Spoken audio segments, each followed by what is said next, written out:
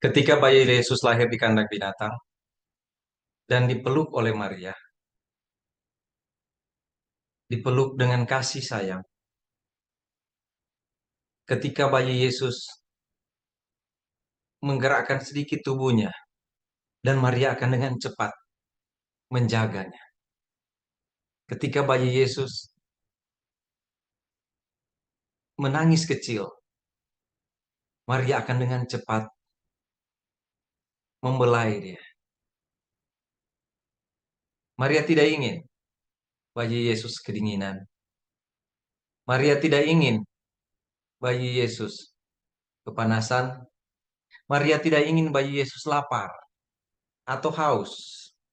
Dengan segera Maria akan mencurahkan kasih sayang kepada bayi Yesus. Maria akan dengan segera bertindak. Padahal dia tahu itu adalah anak Allah. Yang akan menjaganya adalah Allah. Tetapi karena itu adalah tugas Maria, Maria akan dengan selalu akan dengan cekatan, dengan ketulusan, dengan kasih, dengan hati melindungi bayi Yesus. Dia memberi makan. Dan setiap saat dia menggendong, dia melihat, menjaga. Maria memberi pelajaran bagaimana manusia harusnya mengasihi Tuhan. Bandingkan saja, bayangkan saja ketika Maria menjaga Tuhan Yesus. Harusnya begitu juga kita menjaga Tuhan dalam diri kita. Bukan menjaga seperti Maria menjaga bayi Yesus, tapi gambarannya ada di situ. Yaitu bagaimana kita harusnya membuat dia tidak berduka. Bagaimana harusnya kita membuat dia, Tuhan itu, tidak, apa ya, pakai bahasa kita saja, tidak terluka, tidak dingin, tidak kedinginan, tidak kepanasan. Maksudnya dia tidak terpengaruh oleh sesuatu yang ada di luar kita. Tuhan yang di dalam kita, yang kita harus kita harus jaga. Maaf kata saya menggunakan kata lindungi, jaga, bukan berarti Tuhan tidak berdaya, tapi bagaimana harusnya kita menghormati Tuhan. Bagaimana seharusnya kita memperlakukan Tuhan. Seperti Maria memperlakukan bayi Yesus, gambarannya seperti itu. Kita tidak melindungi dia dalam pengertian supaya tidak terjadi apa-apa karena dia lemah, bukan. Tetapi kalau kita punya Tuhan, kita mesti menjaga kesaksian hidup. Kita mesti menjaga apa yang dia perintahkan kepada kita. Kita mesti melakukan apa yang dia suruh. Kita harus tidak melakukan apa yang dia larang. Kita harus dengan sukacita bersama-sama dengan dia selalu. Bayangkan kalau bayi Yesus tersenyum, betapa bahagianya Maria. Bagaimana Maria, gambarannya dia bermain dengan bayi Yesus dan bayi Yesus tertawa, riang. Bagaimana kita bisa memperlakukan Tuhan seperti itu? Bagaimana kita bisa memperlakukan supaya Tuhan selalu merasa, kamu benar melakukan ini untuk saya. Kamu benar melakukan ini untuk saya. Karena Bapa di sorga melihat ketika anaknya diurus oleh Maria. Benar Maria yang kamu lakukan untuk anak saya. Maria melindungi, menjaga. Bukan Tuhan Yesus tidak dapat menjaga dirinya, tapi dia sedang merendahkan dirinya. Dia sedang tidak menggunakan kealahannya supaya manusia belajar mengasihi. Belajar mengasihi manusia kecil, Yesus. Tetapi juga belajar mengasihi Allah yang besar yang bisa menjadi manusia yang kecil. Begitu harusnya kita hargai Tuhan. Begitu harusnya kita menghormati Tuhan, mengasihi Tuhan. Jika kita bisa peluk, kalau Tuhan itu seperti yang dilakukan oleh Maria kepada bayi Yesus, bagaimana kita mesti selalu seperti itu dengan Tuhan? Tuhan, jika bisa, jika bisa, jangan engkau sedih karena saya. Jangan engkau menangis karena saya tidak mampu memberi sesuatu kepadamu.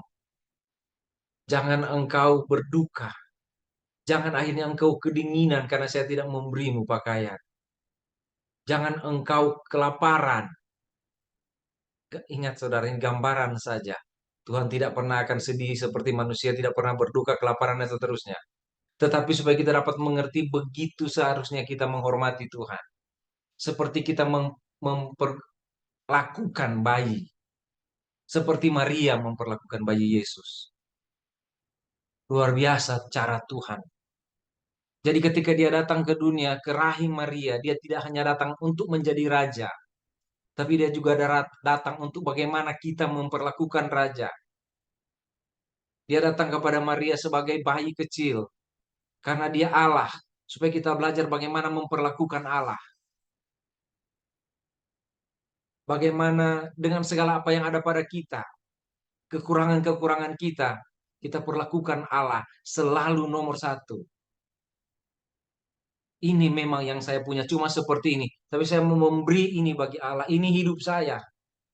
Hina. Ini hidup saya yang penuh kekurangan. Saya mungkin punya uang. Saya mungkin punya harta. Tetapi apa yang saya beri padamu tidak cukup untuk memuliakanmu.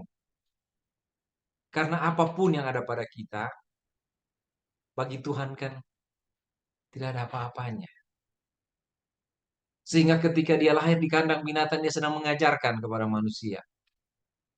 Saya datang kepada yang tidak punya apa-apa. Ketika datang pada Maria dan Yusuf dan mereka memeluk bayi Yesus itu. Tuhan datang kepada siapa yang mau mengasihinya. Karena dia datang sebelum dia datang sebagai manusia. Dia adalah Allah yang maha tinggi. Tapi dia datang merendahkan dirinya untuk datang pada Maria. Supaya dia, Maria, Yusuf, dan kita semua tahu bagaimana menghormati dia. Bagaimana memperlakukan dia. Seperti seorang ibu memperlakukan seorang anak. Menjaga, merawat, menghibur kalau dia sakit, mengobati kalau dia luka, kalau dia sakit.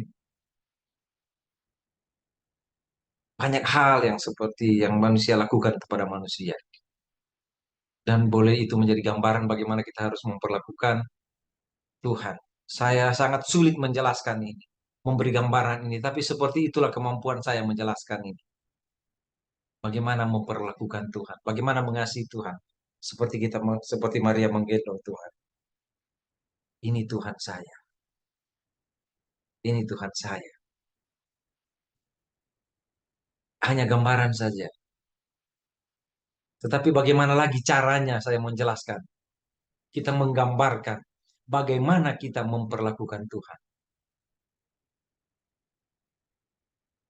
Maria sudah menunjukkan itu ketika Tuhan datang padanya sebagai manusia, bahkan bayi kecil, dan Maria menjaga dia.